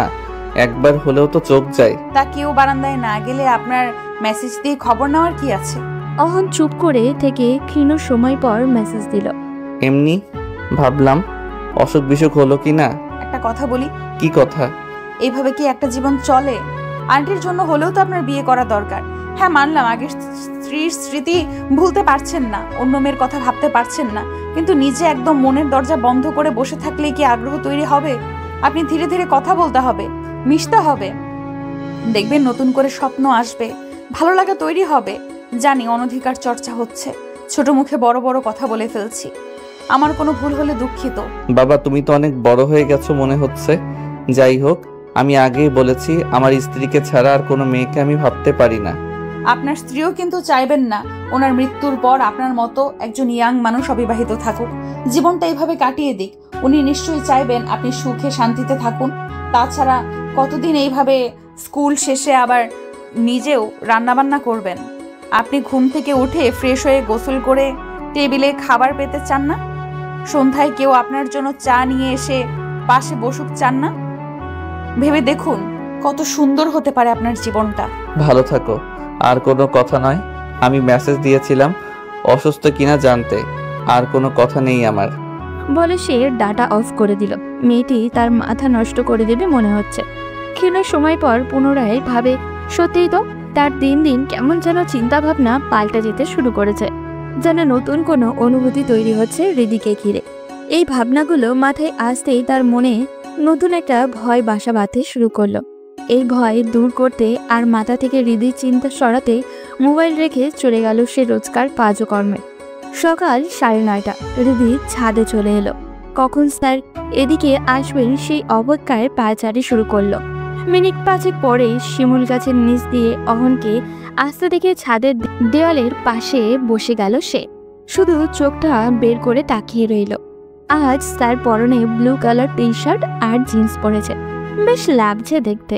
কাছাকাছি আসার পর হৃদি স্পষ্ট দেখতে পাচ্ছে অহন স্যার বারবার বারান্দার দিকে তাকাচ্ছেন। বেশ মজাও পাচ্ছে হৃদি। স্যার কি তার প্রতি খানিকটা দুর্বল হতে শুরু করেছেন? নিশ্চয় তাই, হৃদি অনুভব করতে পারে সেটা। মাঝে দুষ্টুমি চাপলো ওর। হোয়াটসঅ্যাপে মেসেজ দিল সে, এত দেখার মন চাইলে বিয়ে করে নিন, সারাদিন নয়ন ভরে দেখতে পারবেন। আমারও আর মায়ের বকা শুনে বারান্দায় বসে দেখতে হবে না। অহন পকেট থেকে মোবাইলটা বের করেছে। ও এখান থেকে দেখতে পাচ্ছে সেটা। মোবাইল হাতে নিয়ে মেসেজ সিন করে পুনরায় ঘুরে বারান্দার দিকে তাকালো। কই, কাউকে তো দেখতে না পেয়ে রিপ্লাই দিল, এসব ফাইজলামো কথাবার্তা আমি পছন্দ করি না দিদি। কিন্তু আমারও খুব পছন্দ। প্রিয় মানুষের সাথে একটু ফাজলামো না করলে হয়? আমি তোমার স্যার, বুঝে শুনে কথাগুলো বলো। এত স্যার স্যার করবেন না। আমি আপনার কাছে স্কুলে পড়িনি, টিউশনে কয়েকদিন পড়িয়ে খুব স্যার হয়ে গেছেন। 2 দিন পড়ালেও স্যার। থাকুন আপনার স্যার নিয়ে, যাকে দেখে প্রেম পায় তার সাথেই তো প্রেম করতে হবে। তোমার এসব ফাইজলামো বন্ধ করো। তোমার কি মনে হয় এখন আমার এসব প্রেম প্রীতির বয়স? না, বিয়ের বয়স। করবেন বিয়ে? তোমার রিপ্লাই দেওয়াই ভুল হয়েছে। তো দিচ্ছেন কেন? অফলাইন দেখলো এবার। দেশটির সীমানার বাইরেও চলে গেছেন উনি। হৃদি রুমে এলো। তার ভীষণ ভালো লাগে এভাবে কথা বলতে, যেমন যেন এক অধিকার কাজ করে ভেতরে। এভাবে কথা বলার যে সে অধিকার রাখে। স্যার যাই বলুক ব্লক দেবে না তাকে, কাউকে বলবেও না। এইটুকু আশ্বস্ত যেন তার ভেতর থেকে কেউ তাকে করেছে। আজকাল অনুভব করতে পারে স্যারও তাকে পছন্দ করতে শুরু করেছে। মানুষটির মনের দরজায় কঠিনভাবে বন্ধ ছিল। নতুন করে হৃদির প্রেম জাগাতে হবে। মরুভূমিতে সবুজ বৃক্ষরোপণও করতে হবে। একটা গানের কথা মনে পড়ে গেল হৃদির। আমি পাথরে ফুল ফুটাবো শুধু ভালোবাসা দিয়ে, আমি সাগরে ঢেউ থামাবো শুধু ভালোবাসা দিয়ে। গানের লিঙ্কটা অমরনের হোয়াটসঅ্যাপেও পাঠিয়ে দিল সে। এরপর পুরো দুপুর একা একা এই গানটি গুনগুন করে গিয়ে কাটালো হৃদি। বিকেলের দিকে তার মাথায় দুষ্টু বুদ্ধি এলো। অমন স্যার যখন তাকে পড়াতে এলেন তখন সে নতুন মোবাইল পেল। স্পেন থেকে একজন দেশে এলে ওর কাছে দিয়ে পাঠায় বাবা। সে মোবাইলের সমস্ত কিছু স্যারের মাধ্যমেই শিখতে হয়েছিল। মোবাইলের কিছু বুঝতো না হৃদি। মা সেটা জানেন, তাই সে গিয়ে সুলতানা বেগমকে বলল, আম্মা, আমার ফেসবুকটাই কি জানি হয়েছে, ঢুকতে পারছি না, কিছুতেই কিছু হচ্ছে না। তুমি একটু অহন স্যারকে কল দিয়ে বলো না ক্লাস থেকে ফেরার পথে আমাদের বাসায় উঠতে। সুলতানা বেগম রান্নাঘরেই ছিলেন। ধমকের সুরে বললেন, ভালো হইছে, ফেসবুক গেছে, মোবাইলও যাক। সে কাঁদো কাঁদো গলায় বলল, এমন করো না তো আম্মু, কাল রাত থেকে এমনিতেই ঢুকতে পারতেছি না, দাও না একটা কল। তো তুই দে, আমাকে বলতেছিস কেন? আমি বললে কি উনি আসবেন? আর স্যারকে আমি কিভাবে বলবো আমার ফেসবুক ঠিক করতে এসে দিতে?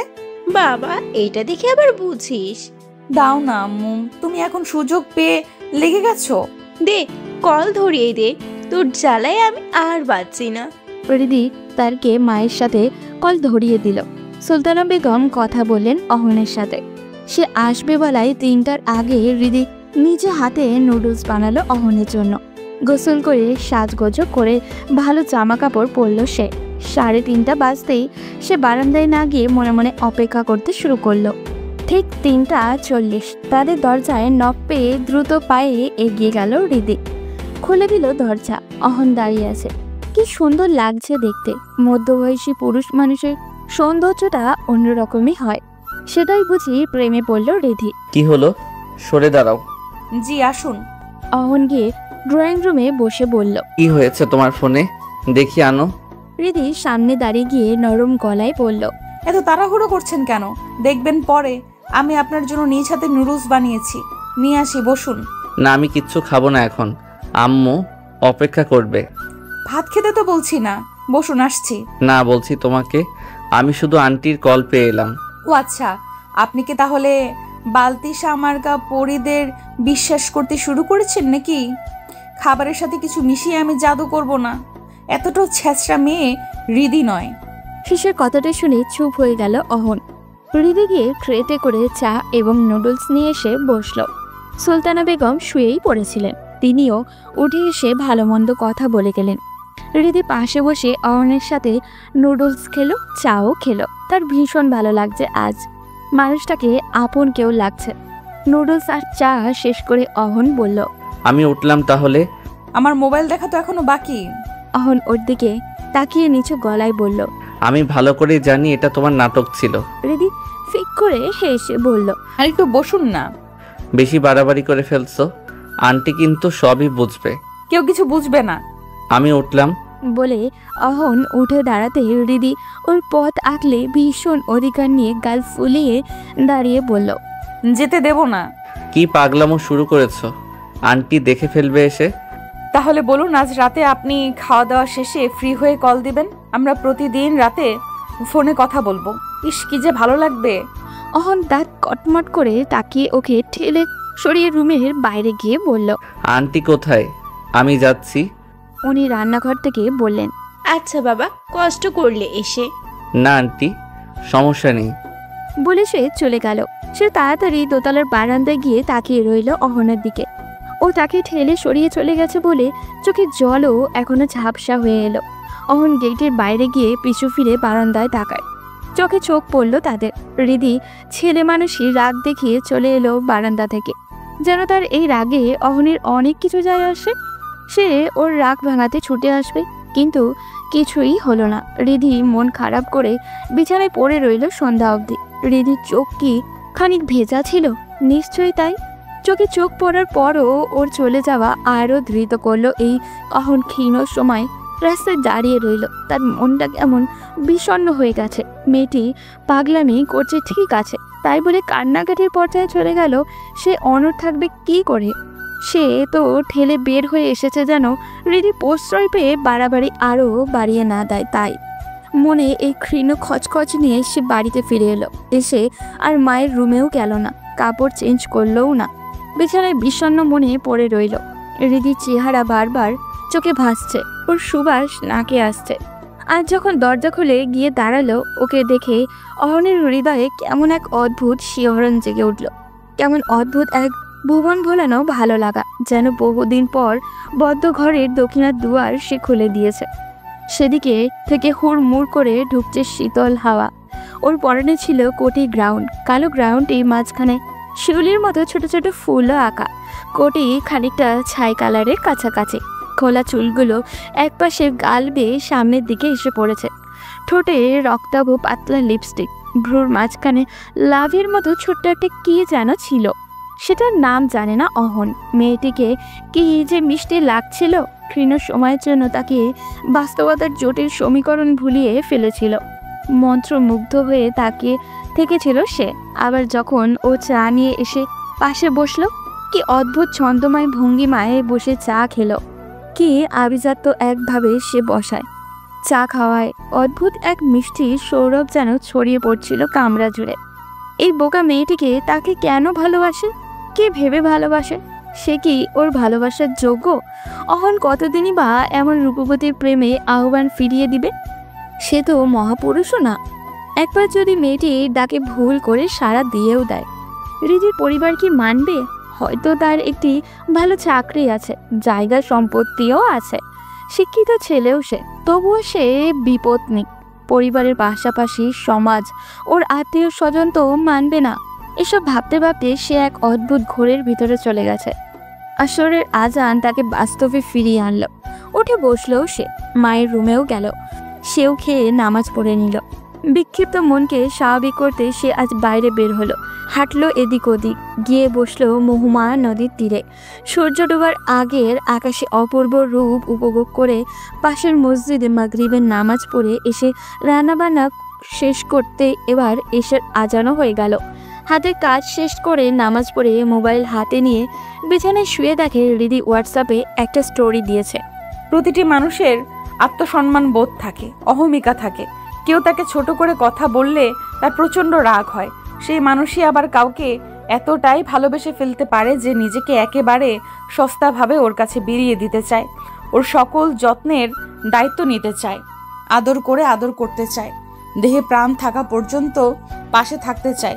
দুঃখের ব্যাপার হলো একেবারে সস্তাভাবে নিজেকে দিয়ে দিতে চাইলেও প্রায় ভালোবাসার মানুষটি আমাদের নেয় না। লেখাটি পড়ে অহনের বুকে পুনরায় যেন ঝড় উঠে গেল। পুরো কথাটি যেন তাকে উদ্দেশ্য করে রিদি লিখেছে। নিচে লেখকের নামটি থাকার পরেও মনে হচ্ছে কথাগুলো একদম রিদির। মেয়েটি এত কষ্ট পাচ্ছে কেন, এত ভালোবাসে কেন তাকে?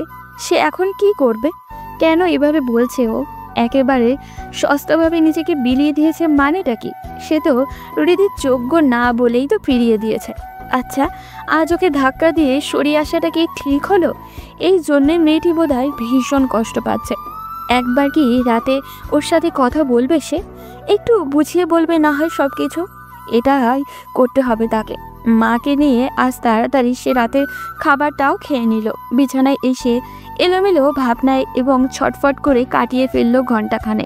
12টার আগে কল দিতে তার সংশয় হচ্ছে, যদি আন্টি টের পায় ও তো এইসব খেয়াল না করেই কথা বলবে, পাগলামি করবে। সুতরাং সে কলটা 12টা বেজে 10-এ দিল। রিসিভ করলো অনেকক্ষণ রিং হওয়ার পর। ওপাশ থেকে ঘুম জড়ানো গলায়, আপনি কল দিবেন ভাবিনি, কেমন আছেন? এত মিষ্টি ভয়েসও মানুষের হয় নাকি? ঘুম জড়ানো এই কণ্ঠ ভীষণ নেশা ধরানো। অহন কয়েক সেকেন্ড চুপ করে রইল, এরপর বলল, সরি, তোমার ঘুম ভেঙে দিলাম। আমি তো ভাবলাম জেগে আছো। আচ্ছা রাখছি, ঘুমাও। এই না, খবরদার, একদম কল কাটবেন না। তোমার ভয়েস শুনে বোঝা যাচ্ছে চোখে অনেক ঘুম। ভয়েস শুনে চোখের পানি বোঝেন? অস্থিরতা দেখে বুকের প্রেম বোঝেন না? অহন চুপ করে রইল। রিদি পুনরায় আবারও বলল, আপনি কল দিবেন জানলে তো আমি কয়েক রাত না ঘুমিয়েও কাটিয়ে দিতে পারি। ঘুমিয়েছি কারণ কল্পনাও করিনি কল দেবেন। আসলে কল দিলাম ভেবেছি বিকালে এইভাবে চলে আসায় তুমি মন খারাপ করলে কি না? বাবা, তাহলে তো এখন আমার সারা জীবন মন খারাপ করে বসে থাকতে হবে, যেহেতু মন খারাপ থাকলেই আপনার কল আসবে। স্মৃত হাসল অহন। মেয়েটি এত প্রাণবন্ত কেন? কাঁচা ঘুম থেকে উঠেও একদম স্বাভাবিকভাবে কথা বলছে। সে ক্ষীণ সময় চুপ থেকে বলল, কেমন আছো? আলহামদুলিল্লাহ ভালো। আন্টি কেমন আছেন? আলহামদুলিল্লাহ ভালো। খেয়ে ঘুমিয়েছিলে? হ্যাঁ। এখন রাখি। আমার ঘুম ভাঙিয়ে এত তাড়াতাড়ি এখন কল রাখবেন কেন? আর তো কোনো কথা বলার নেই। শুনুন, বলো। আপনার ভয়েসটা ভীষণ সুন্দর। অহনের মুখ দিয়ে তো চলেই এসেছিল সকল সৌন্দর্য যে তোমারই কাছে। ভয়েস, চেহারা সব কিন্তু আটকে গেল সে। এগুলো বলা যাবে না ওকে, আরও প্রশ্রয় পেয়ে বাড়াবাড়ি করবে। তার কেবল ইচ্ছা করছে রিদি এখন কি পরে শুয়ে আছে সেটা দেখতে। ওর ঘুম ঘুম গলা শুনে ইচ্ছা করছে এখন কেমন লাগছে দেখতে ওকে। তার মাথায় একটা বুদ্ধিও এলো। সে আমতা আমতা করে বলল, আচ্ছা সত্যি করে বলো তো, তুমি কি খুব বেশি কষ্ট পেয়েছো ঠেলে চলে আসায়? রিদি কোনো জবাব দিল না।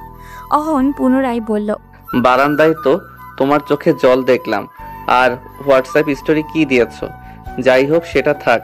আমার তো মনে হচ্ছে তুমি কান্নাকাটি করে ঘুমিয়েছো, নয় এত তাড়াতাড়ি ঘুমানোর কথাও না। মোটেও না, আমি কাঁদিনি। এমনি ঘুমিয়ে গেছি। এমনি ঘুমানোর কথা না, চেহারা দেখলে ঠিকই বুঝবো কেঁদেছো কিনা। কচু বুঝবেন আপনি। আন্টি আসবে এখন রুমে? না, ভেতর থেকে লক। তাহলে দিচ্ছি ভিডিও কল, দেখি তোমার চোখ লাল কিনা। চেহারা দেখলে ঠিকই বুঝতে পারবো কেমন কষ্ট পেয়েছো। দিব কল? ওমা, এভাবে? আমি ঘুম থেকে উঠেছি সবে, একটু সময় দিন। অহন ওকে রেডি হতে দিতে চাচ্ছে না। তার কেন যেন একদম এখনই কীরকম লাগছে সেটা দেখতে চাচ্ছে।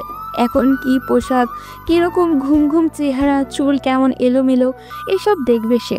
অহন বাধা দিয়ে বলল, না, তুমি মুখটাও ধোবে না, কেবল বাতিটা জ্বালিয়ে যেরকম বসে কথা বলেছো সেরকম বসে থাকবে। আপনিও দেখি ভালো পাগলামও জানেন। কল দেব? রিধি বাতি জ্বালিয়ে দিয়ে বলল। কল দিন। অহন সোফায় গিয়ে বসলো। এখানে আলোটি বেশি আছে। ভিডিও কল দিল ওকে। রিসিভ করলো রিধি। ওকে দেখেই যেন বুকের রক্ত চলকে উঠল, তার গায়ের লোম নাড়া দিয়ে উঠল। এত ভয়ানক সুন্দর লাগছে মেয়েটিকে। বালিশ করে নিয়ে বসে মোবাইল সামনে কিছু একটাতে রাখছে মনে হচ্ছে। পরনে কালো একটা গেঞ্জি আর ট্রাউজারের মতো কিছু একটা হবে। ফর্সা হাত দেখা যাচ্ছে ওর, চুলগুলো এলোমেলো হয়ে আছে। ও বালিশে কোণে ঠেকিয়ে বুকে হাত বেঁধে আছে। মেয়েলি অঙ্গগুলো আরো স্পষ্ট হওয়ায় তাদের মধ্যেকার ছাত্রী শিক্ষকের সামান্য অস্বস্তিটুকু যেন ঝেঁটিয়ে বিদায় করে দিয়েছে। দেখি কি মনে হচ্ছে, কেঁদেছি? ঘর থেকে বের হলো অমন। না, ঠিক আছে। আপনাকে ভীষণ সুন্দর লাগছে। চুলগুলো হাত দিয়ে এভাবে ঠিক করবেন না। কিছু বললে আবার বলবেন স্যারকে এসব কি বলছি। অহন হেসেই ফেলল। তারপর চুপ করে ওর দিকে তাকিয়ে থেকে বলল, তোমার চেহারা একদম শিশু সুলভ লাগছে এখন।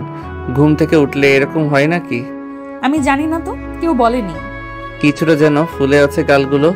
এগুলো কি কাঁদলে হয়? ঠিক আছে, রাখছি এখন। রিধি দীর্ঘশ্বাস ছেড়ে বলল, ঠিক আছে জনাব। ওর জনাব বলার ধরন দেখে অহন কিছুটা বলতে গিয়েও থেমে গেল। কথায় মেয়েটির সাথে পারা খুবই মুশকিল।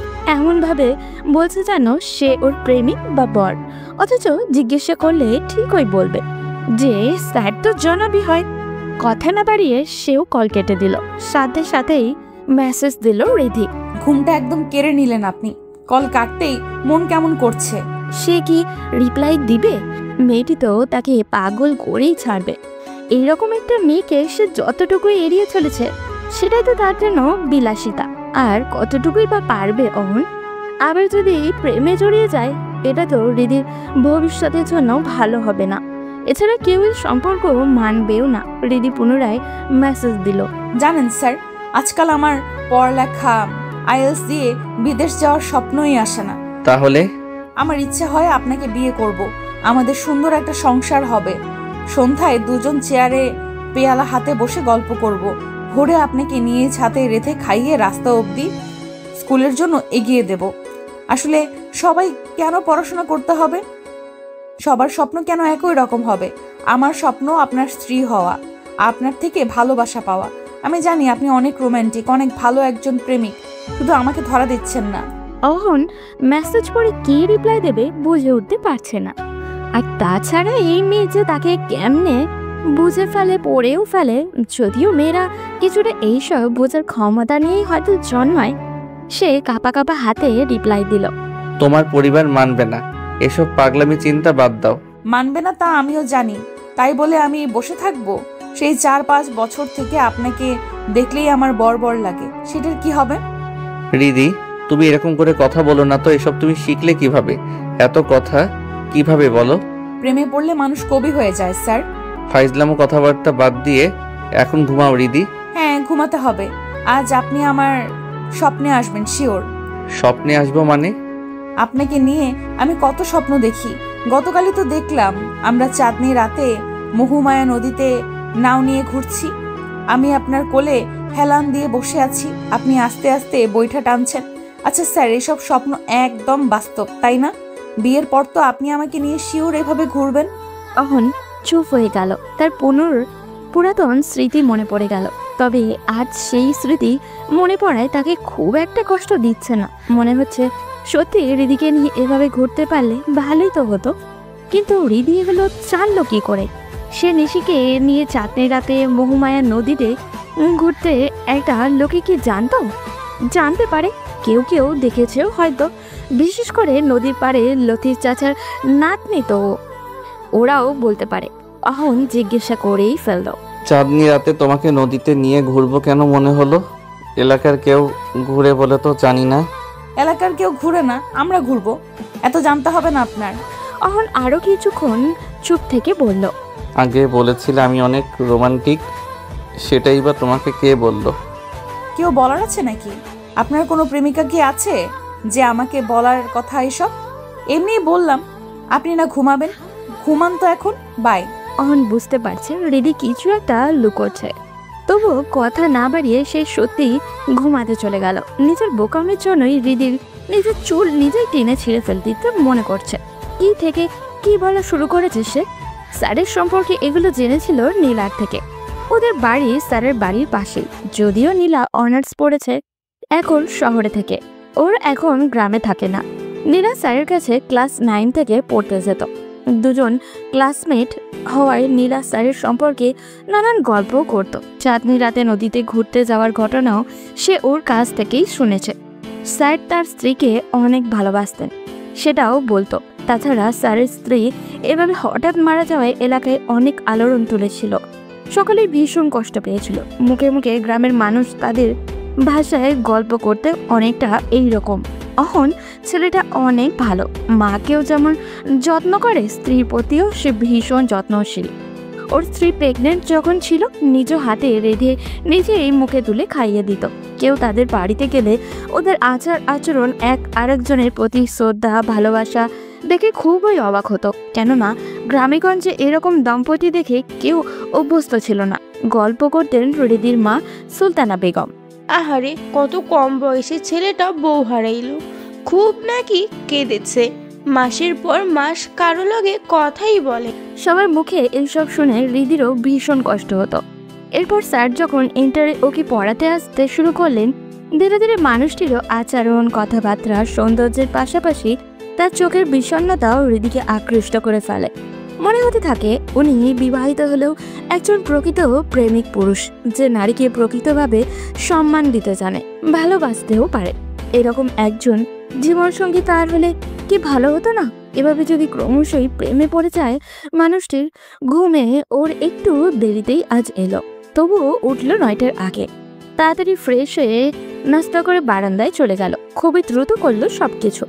অহন স্যারের দেখা মিলল 9টা 45-এ। গেটের সামনে দিয়ে যাওয়ার সময় দুজনের চোখাচোখিও হলো। মুচকি হাসলে অহন স্যার, সেও হাসি ফিরিয়ে দিল। মনটায় যেন ভালো হয়ে গেল রিদির। স্যার এখন গেট পেরিয়ে চলে গেছেন কিছুটা, কি পিছু থেকে দেখছে রিদি। আজ পরনে এম ছাড়া সাদা শার্ট আর কোনাই অবধি গোটানো। ভীষণ ভালো লাগছে ওনাকে। ওনাকে সকল কাপড়েই বেশ মানায়। লম্বা আর কিছুটা স্বাস্থ্য ভালো হয় কি না কে জানে। দেখতে দেখতে উনি দৃষ্টির সীমানার বাইরে চলে যাচ্ছেন। এর ভেতর কয়েকবার পিছু ফিরে তাকে দেখলো। আজ রাত ঠিক 12টায় কল দিয়ে ফেললো রিদি। রিসিভ করলেন স্যার, যারা ওর কলেরই অপেক্ষায় ছিলেন। দুজন কথা বলতে বলতে স্যার হঠাৎ বলে ফেললেন, তুমি বারান্দায় পায়ের উপর পা রেখে থুতনিতে হাত থেকে এভাবে বসো কেন রোজ? কেন, বিশ্রী লাগে? না, বলতে চাইছি এটা কি বসার কোনো ফ্যাশন বা কোথাও কোনোভাবে কি জেনেছো এভাবে বসলে মেয়েদের ভীষণ আভিজাত্য ভাব ফুটে ওঠে? তাই নাকি? আমি তা তো ভেবে বসি না। বসে কিভাবে যে তাকিয়ে থাকো বাবা। কিভাবে তাকাই? থাক, এত জানতে হবে না, শুধু বলবো তুমি খুব দক্ষভাবে আমাকে দুর্বল করে দিচ্ছ। এর ফল কিন্তু দুজনের জন্যই ভালো হবে না। না হোক ভালো, আর আপনিও আমাকে পছন্দ করে ফেলেছেন, এটা স্বীকার করে নিলেই হয়। ওপাশ থেকে সাথে সাথে অহন প্রতিবাদ করলো, পছন্দ করে ফেলেছি মানে? আমি অপছন্দ করতাম কখন? আমি আগের মতোই আছি। আগে যে বললেন আপনি দুর্বল হয়ে যাচ্ছেন, তার মানে কি আপনি আসলে প্রেমেই পড়ে গেছেন? একদম না, আমাদের প্রেম বা বিয়ে এগুলো সম্ভব না। স্যার বলো। ভাবুন, কেউ আপনাকে তীব্রভাবে ভালোবাসে, এমন একটি মেয়ে এই নিঝুম রাতে আপনার পাশে আছে। সে আপনাকে কত যত্ন করবে, ভালোবাসবে ভেবে দেখুন, কারণ সে তো আপনাকে ভালোবাসে। আমারও তো তাকে ভালোবাসা লাগবে। আপনি আমাকে ভালোবাসেন না বুঝলাম, ঘৃণা বা অপছন্দও তো করেন না। না, তা না। তাহলে সত্যি করে বলুন, আমার সঙ্গ আপনার ভালো লাগবে না? ভালোবাসা না হয় বিয়ের পরেই হয়ে যাবে। অহন চুপ করে রইল। ঋতু পুনরায় বলল, আচ্ছা, আমার প্রতি আপনার কি কোনো অনুভূতি কাজ করে না? আমি তো ফিল করি আপনিও আমাকে ভীষণ পছন্দ করেন। এটি কি তাহলে আমার মনের ভুল? না, মনের ভুল হতে যাবে কেন? তাহলে? আচ্ছা, রীতি ভিডিও কল দিয়ে কি বলো? ওমা, তা কেন? না মানে তুমি কেমন ইমোশনাল হয়ে গেছো, কাঁদছো টাচ্ছো মনে হচ্ছে। কি বলেন? আমি কি যখন তখন কাঁদি নাকি? ওপাশে স্যারের আমতা আমতা শুনতে পেল হৃদি। তারপর নিজেই বলল, আচ্ছা, দিচ্ছি ভিডিও কল। বলে কল কেটে ভিডিও কল দিল সে। অহন কল পেয়ে তাড়াতাড়ি বিছানা থেকে উঠে বসলো। কেমন যেন বিব্রত বোধ করছে ও। হঠাৎ সে কেন ভিডিও কলের কথা বলে বসলো? এটা ঠিক, ওর ভয়েস শুনে তার কেন যেন দেখতে ইচ্ছা করে, তাই বলে এভাবে বলে ফেলবে? সে তাড়াতাড়ি বাতি জ্বালিয়ে গেঞ্জিটা গায়ে চাপিয়ে সোফায় গিয়ে বসে রিসিভ করলো। স্ক্রিনে ভেসে উঠলো হাস্য জল দিকে। সে উপর হয়ে শুয়ে মোবাইলে সামনে রেখে থুতনিতে হাত রেখে শুয়ে আছে, চুলগুলো সামনের দিকে ঝুলে আছে। অহন হাত নেড়ে হ্যালো বলল। হৃদি কিছু না বলে অনেকক্ষণ তাকিয়ে থেকে চোখ মেরে দিল তাকে। অহন চমকে উঠল, নিজেকে সামলেও নিল, না বোঝার ভান করে বলল, আন্টি ঘুমিয়ে গেছেন? হৃদি এবার কিছু না বলে ঘৃণার সময় তাকিয়ে বলল, লাভ ইউ জনাব, প্রচন্ড ভালোবাসি আপনাকে। অহনের এত ভালো লাগছে ওর এই কাজগুলো, সে কৃত্রিম রাগ দেখানোরও যথেষ্ট রসদ মনে থেকে জোগাড় করতে পারছে না। তার কেমন চেহারায় হাসি ছড়িয়ে পড়ে যাচ্ছে। যতটুকু পারা যায় কথাগুলো এড়িয়ে দেওয়ারই চেষ্টা করছে অহন, কিন্তু ওর সৌন্দর্য কি এড়ানো সম্ভব? বারবার রেডির চোখের মায়ায় হারিয়ে যাচ্ছে ও যখন অবাধ্য চুলগুলো সরিয়ে নিজের কানে গুঁজে দেয়, তখন সে শ্বাস নিতেই যেন ভুলে যাচ্ছে। হৃদির ঠোঁট, শিশু সুলভ মায়াবী চেহারা, এগুলো তাকে চুম্বকের মতো আকর্ষণ করে। একটু আগে যে হৃদি চোখ মেরে নিজেই লজ্জা পেয়ে হেসে মুখে বিছানায় মুখ লুকিয়ে নিল, কি যে ভালো লেগেছে অহনের, তা ভাবনার ব্যাঘাত ঘটালো হৃদির মধুর ডাক। স্যার? কি? ফিসফিস করে হৃদি বলল, ভিডিও কলে যেভাবে আমি শুয়ে তাকিয়ে আছি, বিয়ের পর রাতে আমরা এইভাবে শুয়ে একজন আরেকজনকে দেখে গল্প করব। অহনের বুকে তোল পার শুরু হয়। সত্যি কি এইরকম কপাল তার আছে? এই মিষ্টি মেয়ে কি সত্যিই তার স্ত্রী হতে পারে? তার চুপ থাকা রেখে হৃদি পুনরায় বলল, অবশ্য আপনি যদি বিয়ে করেন তারপর হয়তো আমাকে পছন্দই না, তাই এসব স্বপ্নের আশাও করা বোকামি। পছন্দ না হলে ভিডিও কলে কথা বলতাম না রিদি। বলে থেমে গেল অহন। হৃদি মুচকে হেসে বলল, তার মানে পছন্দ করেন? তার যেন রাগই হলো, রাগান্বিত গলায় বলল, রোজ এগুলো কেন বলো? তুমি নিজেকে জানো না? আয়নায় দেখো না নিজেকে? তোমাকে অপছন্দ করার কি আছে? রোজ বলি যে আমাদের এই সম্পর্ক কেউ মানবে না, তুমি পড়ে আছো পছন্দ অপছন্দ নিয়ে। রেগে যাচ্ছেন কেন? জানি না, আমার সবকিছু কেমন অসহ্য লাগছে। কি করব, কি করতে যাচ্ছি কিছুই বুঝতে পারছি না। আপনি চাপ নিচ্ছেন তাই। অন্তত আমার সাথে মন খুলে কথা বলুন, এরপর দুজনেই চাপটা ভাগাভাগি করব, মানা না মানা নিয়ে কথা বলবো। আপনি যদি সত্যি আমাকে চান আবার আমার কাছে আড়াল রাখেন, তাহলে তো চাপ ফিল হবেই। অহন চুপ হয়ে গেল। হৃদি মুচকে হেসে বলল, আচ্ছা, একটা কাজ করা যাক। আমি আগামীকাল ভার্সিটি থেকে ফেরার পথে আন্টিকে দেখতে আপনাদের বাড়িতে যাব। আপনি তখন নিজের বিছানায় শুয়ে থাকবেন, আমি আপনার রুমে যাব, গিয়ে পাশে বসে আপনার মাথায় হাত বুলিয়ে দেব। যদি আপনি আমাকে না চান তাহলে বিছানা থেকে উঠে বসবেন, আর যদি আমাকে ভালোবাসেন শুয়ে থেকেই কথা বলবেন। সহজেই আপনার ভালোবাসা প্রকাশ করা হবে। অন্যদিকে বলে থেমে গেল হৃদি। খানিকটা আবেগী শোনালো ওর গলা। অহন এতক্ষণ চুপ থাকলেও এখন বলল, অন্যদিকে কি? আমার ভীষণ শখ আপনার চুলে হাত বুলিয়ে দেওয়ার। বলে কল কেটে দিল হৃদি। অহন সোফায় চুপচাপ বসে রইল। এখন তো মনে হচ্ছে এই মেয়েকে বিয়ে করতে না পারলে সে নিজেই পাগল হয়ে যাবে।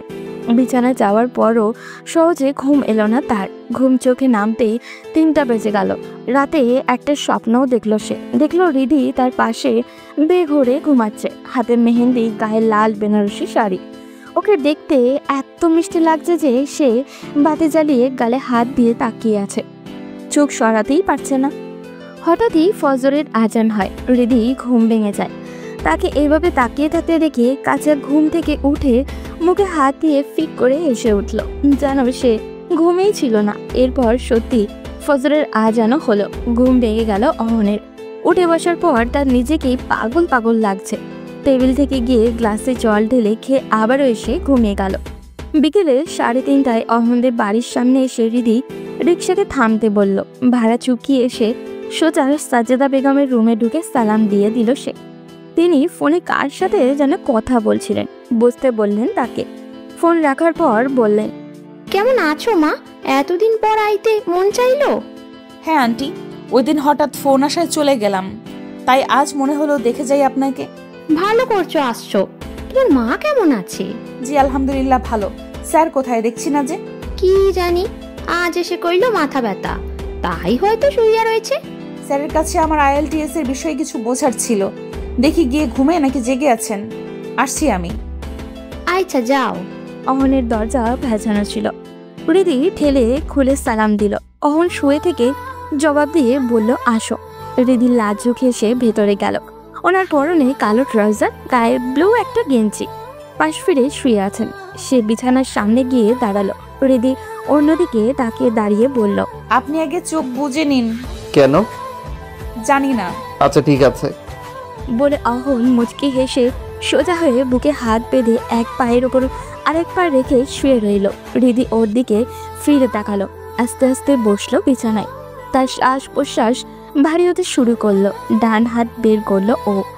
কাঁপছে হাতটি। সে কাঁপা কাঁপা হাত নিয়ে অহনের কপালে রাখলো। তারপর আস্তে আস্তে আঙুল ডুবিয়ে দিল ওর চুলে। রিদির ঘোর লেগে যাচ্ছে। মনে হচ্ছে রোজকার মতো কোনো স্বপ্ন দেখছে ও। ক্ষীণ সময় পর সে ফিসফিস করে বলল, স্যার, আজকে এই দিনটা কি সত্য? আমার বিশ্বাস হচ্ছে না। অহন চুপ করে রইল। রিদি পুনরায় আবারও বলল, আমি জানতাম আপনিও আমাকে ভালোবাসেন, তাই অধিকার নিয়ে এত বাড়াবাড়ি করতে সাহস পেতাম। অহন চোখ খুলে পাশ ফিরে ওর হাতটি নিজের হাতে নিল। তারপর রিদির দিকে তাকিয়ে বলল, তোমাকে ভালো না বেশে তো পারা যায় না। তোমার মিষ্টি মিষ্টি কথা, হাসি, সুন্দর চোখ, ঘন কালো চুল, মায়াবী চেহারা, এই সব কিছুর জন্য প্রেমে পড়তে আমি বাধ্য হয়েছি। রিদির চোখে জলে ঝাপসা হয়ে এলো। সে এক হাতে মুছে নিল অশ্রু। চোখে হেসে বলল, ভাববেন না আমি ছিচকা দুনে। চোখে জল আসছে কারণ আমার কাছে সবকিছু স্বপ্ন মনে হচ্ছে। সবই বাস্তব ম্যাডাম। একটা চিমটি দেন না হাতে প্লিজ। আপনি আমার হাতে হাত ধরে আছেন, এটা আমি কিভাবে বিশ্বাস করব বলুন? অহন ওর হাতে আলতোভাবে কামড় দিয়ে দিল। উফ করে উঠল রিদি। কৃত্রিম রাগ দেখিয়ে বলল, তাই বলে কামড় দিয়ে দেবেন? এবার ভালো করে বুঝলে তো বাস্তব নাকি স্বপ্ন।